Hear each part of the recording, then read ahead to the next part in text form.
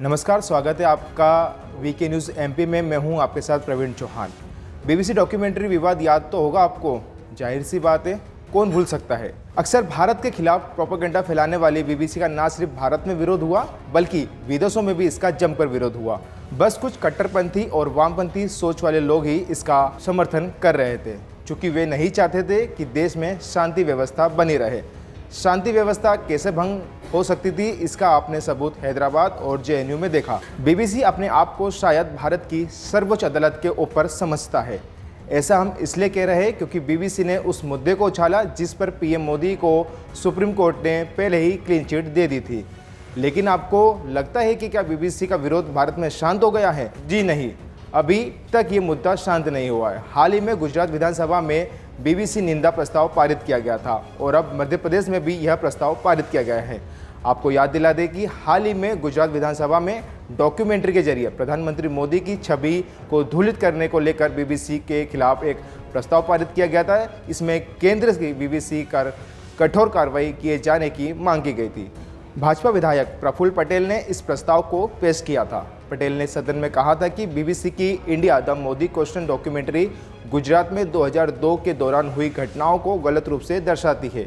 यह भारत की छवि को धूलित करने की निम्न स्तरीय कोशिश है। वहीं अब मध्य प्रदेश विधानसभा में भी बीबीसी के खिलाफ निंदा प्रस्ताव पारित हो गया है। विधायक शैलेंद्र जैन ने अशासकीय निंदा प्रस्ताव लेकर आए थे। संसदीय कार्य मंत्री डॉक्टर नरोत्तम मिश्रा ने भी प्रस्ताव का समर्थन किया है और बहुमत के आधार पर निंदा प्रस्ताव पास हो गया।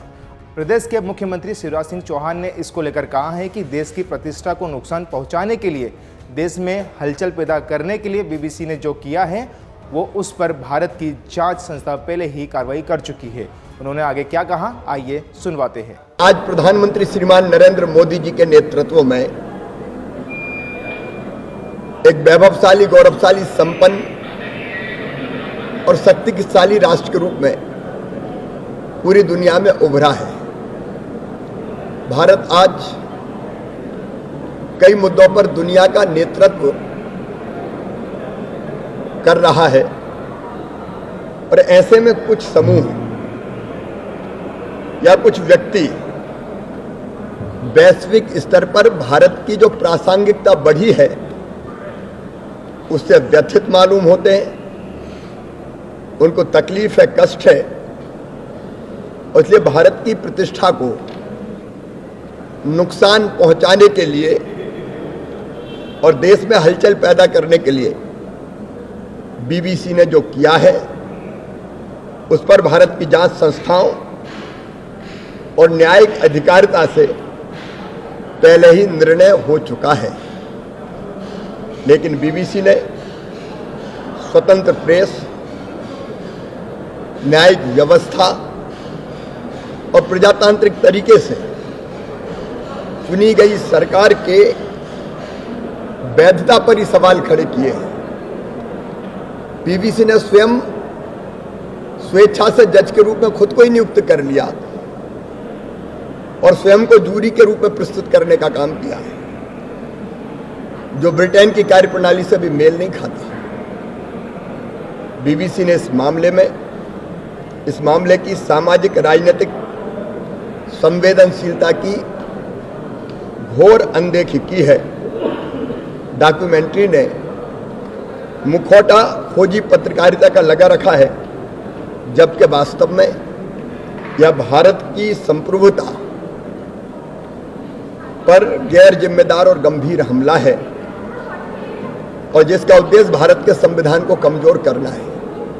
इसलिए मध्य प्रदेश की विधानसभा में एक अशासकीय संकल्प सदस्य श्री शैलेंद्र जैन ने प्रस्तुत किया, जिसको विधानसभा ने स्वीकार किया है, पास किया है। तो मैं मानता हूं कि भारत को बदनाम करने का बीबीसी ने जो प्रयास किया उसकी घोर निंदा और उसके खिलाफ कार्रवाई हो, इसकी जरूरत। इस मामले को लेकर नरोत्तम मिश्रा ने भी बड़ा बयान दिया, देखिए।